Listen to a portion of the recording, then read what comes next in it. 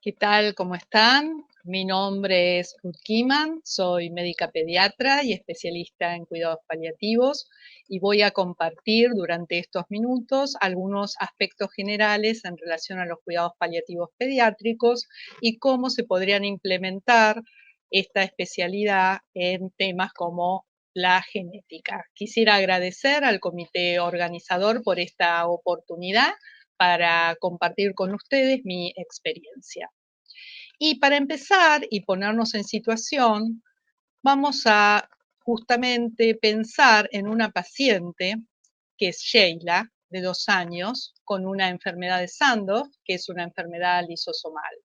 Ella tenía un importante compromiso neurológico, no se conectaba con el medio, había llegado a más de 20 episodios convulsivos por día, no tenía respuesta a estímulos auditivos ni visuales, tenía una hipotonía generalizada y la mamá la lleva a la guardia de un hospital de alta complejidad al que ella solía acudir por una dificultad respiratoria, tenía una incapacidad ventilatoria severa, estaba pálida, estaba con fiebre. ¿Y cuál era la historia de Sheila? En realidad había sido una recién nacida de término, con peso adecuado, de un embarazo controlado, deseado, y hasta los 3 meses su vida había sido normal, pero luego empezó a perder algunas pautas madurativas y perdió las pautas de desarrollo adquiridas. Iniciaron estudios pensando que se podía tratar una encefalopatía evolutiva, pero en el examen clínico neurológico encuentran en el fondo de ojo una mancha rojo cereza, pensando que podía ser una enfermedad de Tay-Sachs. Finalmente llegan al diagnóstico por estudios enzimáticos compatibles con un cuadro lisosomal, una gangliosidosis GM2, y se confirma el estudio molecular de una enfermedad de Sandoz. Eso devastó en cierta forma a la familia, se le dijo de qué se trataba. Era la segunda hija de Sandra y de Alberto, que era un matrimonio consanguíneo de primos, y el primer hijo que habían tenido, Ángel, de 9 años, había sido normal. Tenía Alberto otro hijo de un matrimonio anterior que era sano, y todos vivían junto a los papás de Alberto. Sheila se alimentaba por alimentación enteral, por sonda nasogástrica a demanda. Había tenido en el último año 8 internaciones, cada vez más frecuentes, por aspiraciones, por neumonías aspirativas. Y siendo Sandra su cuidadora principal, estaba realmente muy deprimida, tenía episodios muy importantes de hipertensión. El papá trabajaba como remisero y Sandra se dedicaba al cuidado las 24 horas del día, los 7 días de la semana. Los abuelos paternos en algún momento podían colaborar, pero eran realmente muy ancianos y tenían sus propios problemas de salud. Y Sheila recibía una cantidad de medicaciones anticonvulsivantes que no lograban controlar sus síntomas, más otras que mejoraban en cierta forma sus síntomas respiratorios.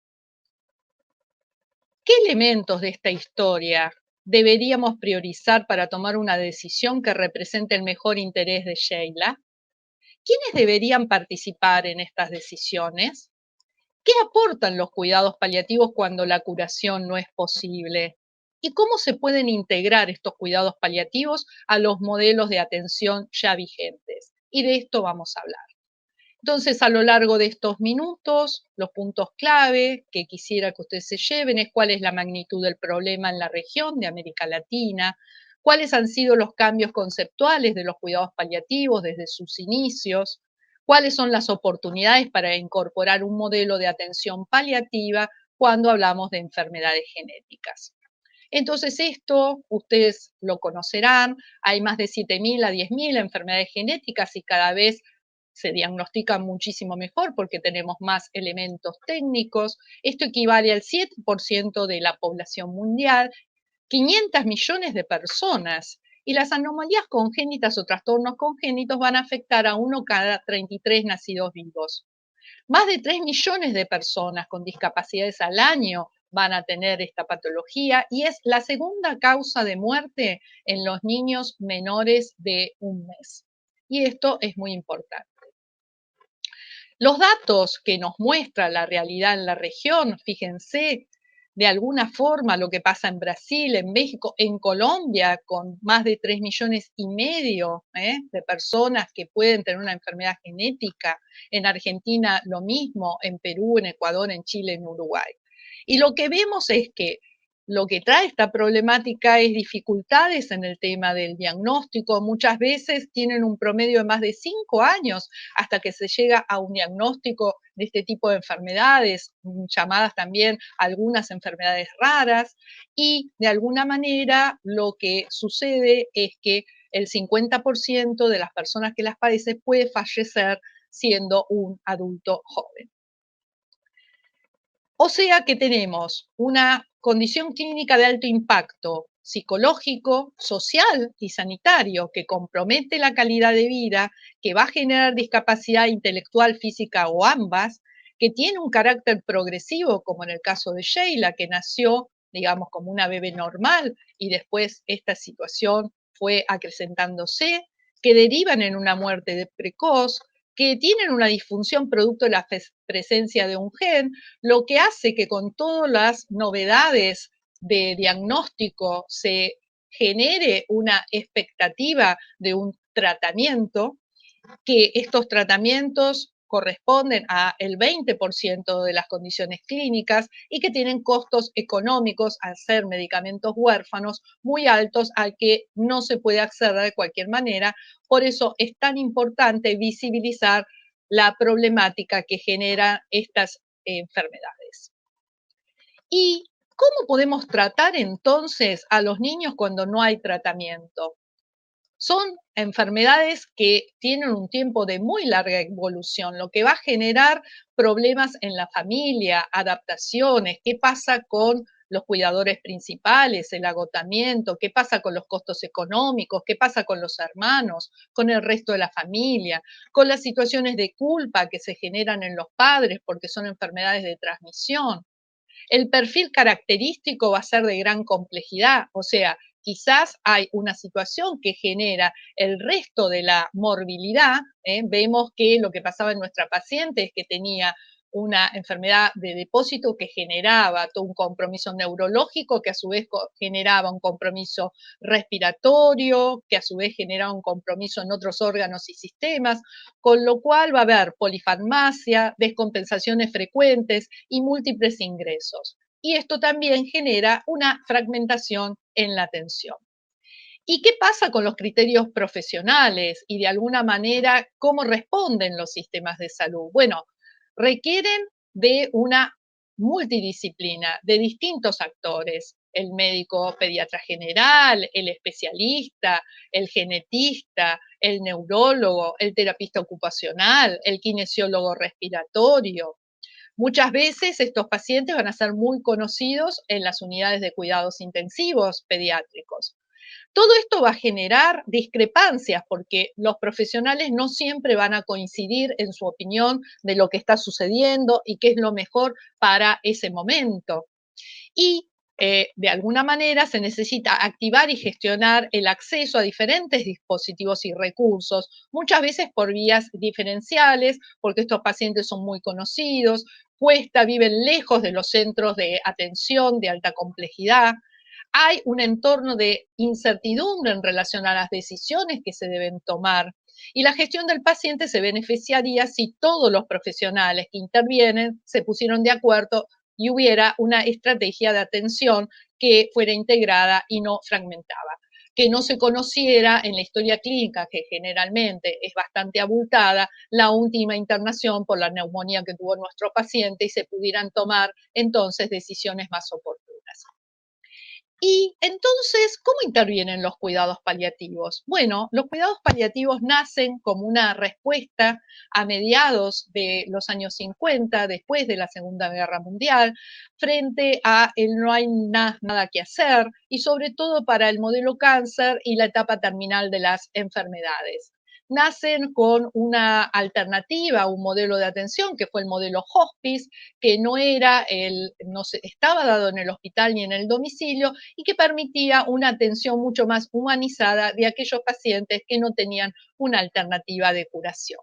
Sin embargo, después empezaron a aparecer otras enfermedades que pusieron en cuestionamiento esta definición, como el VIH-Sida, el tema de las enfermedades neurodegenerativas, es decir, que eran pacientes que no se iban a curar, pero iban a estar viviendo largos periodos con esta enfermedad.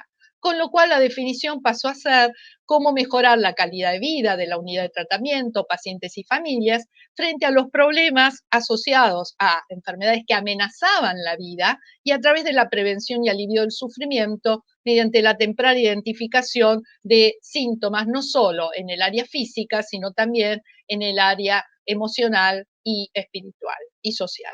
Entonces, ¿cuáles son los objetivos que tenemos en cuidados paliativos? Bueno, el control del dolor y otros síntomas, como dije, con una mirada holística, también frente a la depresión, la angustia o no encontrar el sentido a lo que está sucediendo, asistir en forma personalizada e integral las necesidades del paciente y la familia. Aquí no hay receta de cocina, pacientes con la misma patología pueden tener necesidades y un nivel de complejidad totalmente distinto. Por eso tenemos que tener respuestas adaptadas a esas situaciones únicas y mejorar la calidad de vida no solo del paciente, sino también de la familia, cuidadores y yo diría del equipo primario tratante, de médicos de otras especialidades que quizás acostumbrados a salvar vidas, este tipo de situaciones pueden requerir, digamos, otro tipo de abordaje. La última definición que tiene que ver en el año 2020 y tiene que ver con que a pesar de los años que llevan los cuidados paliativos, solo llegan a menos de entre el 15 y 10% de las personas que así lo requieren, define a los cuidados paliativos como una asistencia activa holística para personas de todas las edades, incluso en la etapa prenatal, con sufrimiento relacionado a la salud debido a una enfermedad severa, especialmente en quienes están cerca del final de la vida. Y el objetivo va a ser, nuevamente, grabémonos esta palabrita, mejorar la calidad de vida de los pacientes, cuidadores y familias. Entonces, el concepto anterior era para enfermedad terminal, ahora no nos interesa el tiempo, sino el pronóstico de vida limitado. Y es para cualquier enfermedad crónica avanzada que no tenga posibilidades de curación.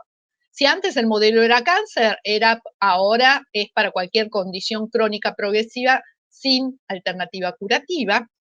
No hablamos de enfermedad, sino de condición, porque vemos que la enfermedad genera pluripatología, fragilidad y dependencia. Y no hablamos tampoco de mortalidad, sino de prevalencia. Hablamos de morbilidad.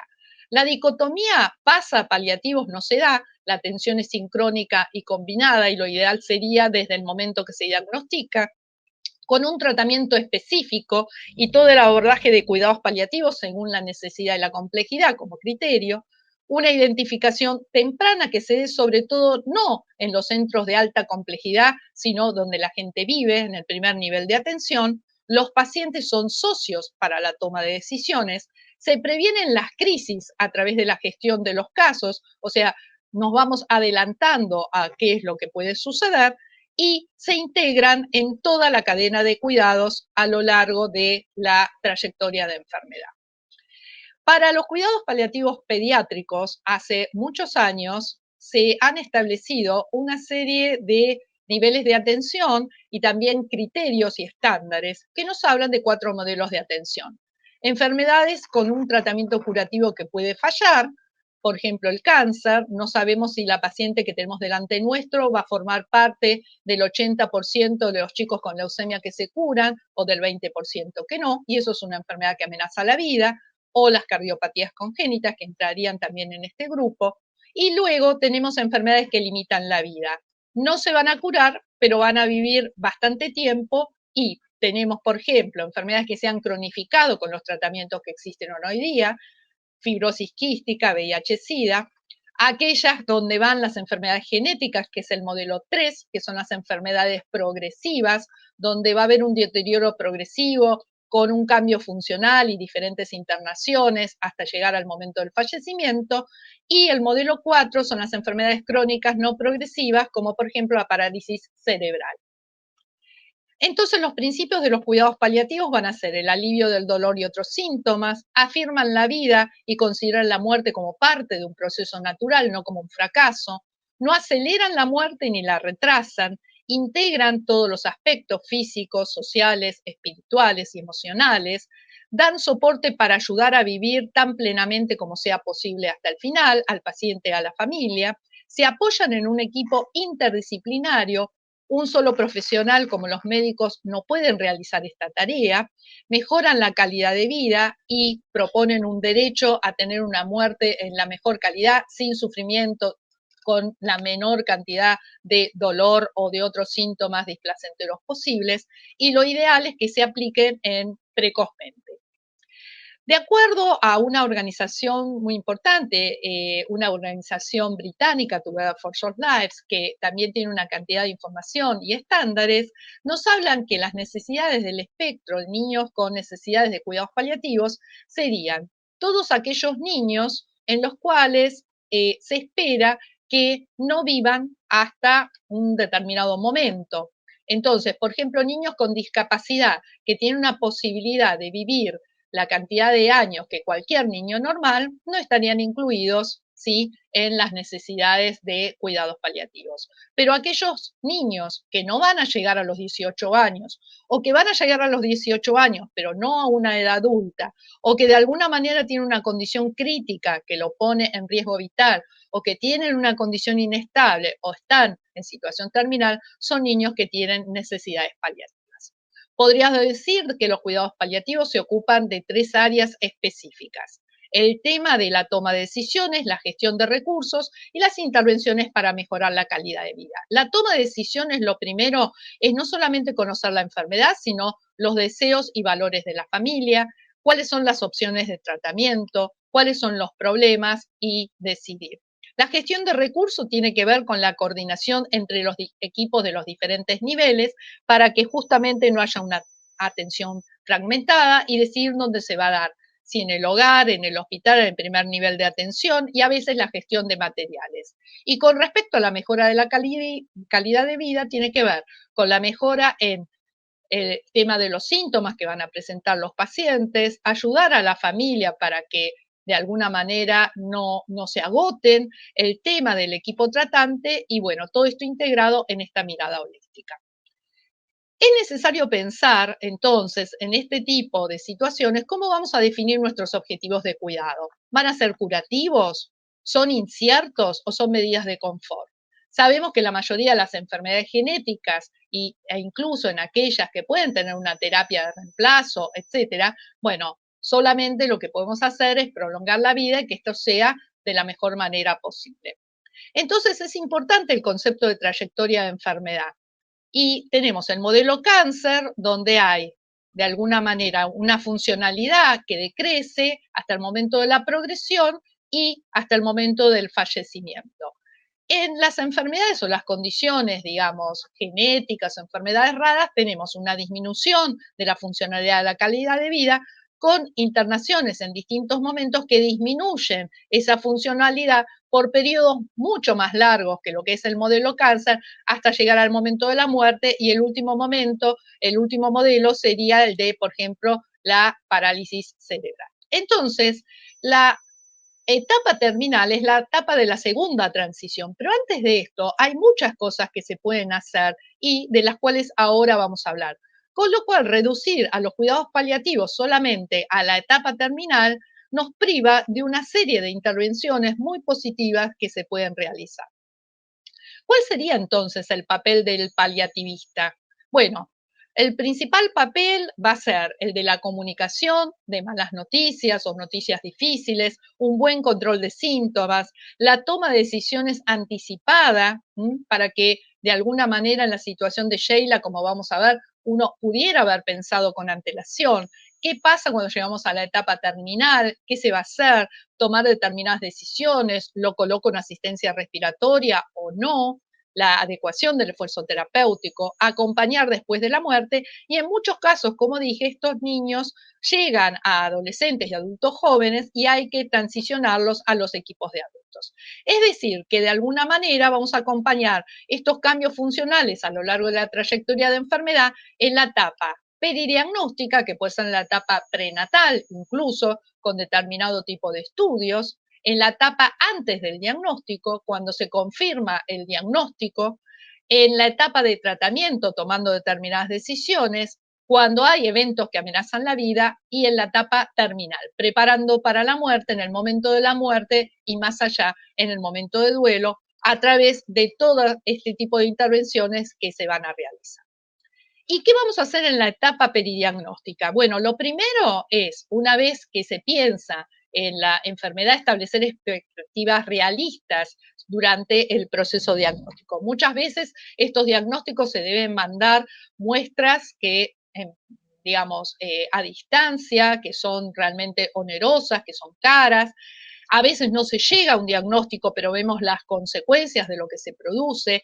Tener en cuenta todas las opciones, incluyendo los cuidados paliativos para bebés que son diagnosticados prenatalmente, y vivir con la enfermedad en lugar de centrarse en el tema de que se va a morir. Recordemos que, como podríamos resumir, cuidados paliativos significa que no se va a curar, pero muchas veces no significa que se va a morir ya. ¿Qué tenemos que hacer durante la toma de decisiones en el tratamiento? Ofrecer opciones moralmente permisibles. El tema de implementar opciones de tratamiento con inscripción en ensayos clínicos muchas veces también es algo en lo que técnicamente los profesionales tenemos que colaborar. Reconocer la incertidumbre en la progresión de la enfermedad. Tenemos estadísticas, tenemos grupos de padres, pero cada situación va a ser única. Iniciar precozmente una planificación anticipada, pensando que puede ir todo bien, pero qué pasaría y si las cosas no salen como pensamos, evaluar prioridades en cuanto a la calidad de vida, las expectativas y los límites de las intervenciones terapéuticas y un buen control del dolor. ¿Qué pasa cuando hay cambios en el estatus funcional frente al deterioro en la trayectoria de enfermedad? Bueno, ahí es fundamental discutir con los pacientes y la familia, cuando se pueda con los pacientes, los objetivos y las preferencias, reanimación, ventilación, alimentación, y todo esto tiene que ser a intervalos regulares a medida que la trayectoria de enfermedad progresa. Y, por otra parte, instituir medidas para mejorar la calidad de vida. ¿Qué pasa con la movilidad? ¿Qué pasa con el posicionamiento? Maximizar la integración. ¿Qué pasa con la escuela, con el club, la integración comunitaria? Monitorear el dolor, muchas veces el dolor tiene que ver justamente, como decíamos, con el posicionamiento, molestias asociadas a la movilidad y el tema de otros síntomas asociados gastrointestinales como el reflujo, la constipación o la disnea. Y también anticipar el duelo frente a cada pérdida de la función. A veces el duelo no es solamente el tema de la muerte, sino la situación donde entran en un deterioro y en una dependencia. Frente a los eventos que amenazan la vida, bueno, aclarar el significado de estos eventos. ¿Qué pasa con la insuficiencia respiratoria progresiva? Cuando ya no hay posibilidades de alimentarse por vía oral, cuando hay un aumento de las convulsiones, reconocer la posibilidad de la muerte y ofrecer apoyo. Y todo esto tiene que estar documentado. En la fase terminal, hablar de la incertidumbre y la variabilidad. Muchas veces estos pacientes, bueno, pensamos que es la última situación en un ingreso, cuando se decide un ingreso, por ejemplo, a una unidad de cuidados intensivos y resulta que no, asesoramiento, apoyo, tratar de permitir una muerte natural, una orden de no resucitación y otras limitaciones para las intervenciones y anticipar preocupaciones sobre eventos terminales y el tipo de muerte. También donde prefiere la familia que el fallecimiento ocurra. A veces puede ocurrir en el domicilio si acompañamos a la familia y hay una buena relación e integración. Y frente a la muerte y el duelo, es importante tener una reunión posterior al fallecimiento para revisar los aspectos pendientes, qué hubiera pasado y si, sobre todo el tema del asesoramiento genético y ofrecer apoyo. Entonces, ¿estamos frente a una dicotomía curativa o paliativa o tenemos que pensar en una integración? Y el otro tema que para ir finalizando yo quisiera referirme es qué pasa con todo el futuro de los nuevos tratamientos, la investigación y los costos. Por ejemplo, en atrofia medular espinal, el tema de Spinraza, el Songenza, que es el medicamento más caro del mundo, 2,5 millones de euros. ¿Quiénes acceden? ¿Y cómo va a cambiar esto la trayectoria de las enfermedades? En mucopolisacaridosis, el tema de enzimas de reemplazo, el tema de fibrosis quística, todo el tema de los tratamientos que existen hoy en día, cómo va a influir la investigación y los tratamientos génicos en enfermedades como el cáncer, incluso terapia con células CAR, el tema de terapias, digamos, con anticuerpos monoclonales y otras terapias génicas. Entonces, ¿cuáles son los desafíos hacia el futuro? Bueno, tenemos que pensar que América Latina es un continente muy desigual, que nuestros sistemas de salud de alguna manera tienen recursos limitados y que el consumo de recursos que implica este tipo de condiciones clínicas también implica pensar desde una visión de justicia distributiva, desde la ética clínica aplicada. Entonces, es importante poder pensar en nuestros pacientes, en la trayectoria de enfermedad de nuestros pacientes y cuándo un tratamiento tiene sentido. Toda esta visión del futuro, de los diagnósticos y las intervenciones terapéuticas, seguramente van a cambiar el pronóstico de las enfermedades. Aún así, tendremos que ver si la curación es posible en un futuro. Y por otra parte, lo que está cambiando en relación a todos estos temas y en la sociedad en general es el tema de una visión y un sentido con respecto a la tolerancia al sufrimiento, para los pacientes mismos y las familias, y tener en cuenta que este tipo de cuestiones y la no aplicación de medidas para la disminución del sufrimiento llevan en muchos lugares a el pedido de la eutanasia, una muerte solicitada por un sufrimiento extremo existencial.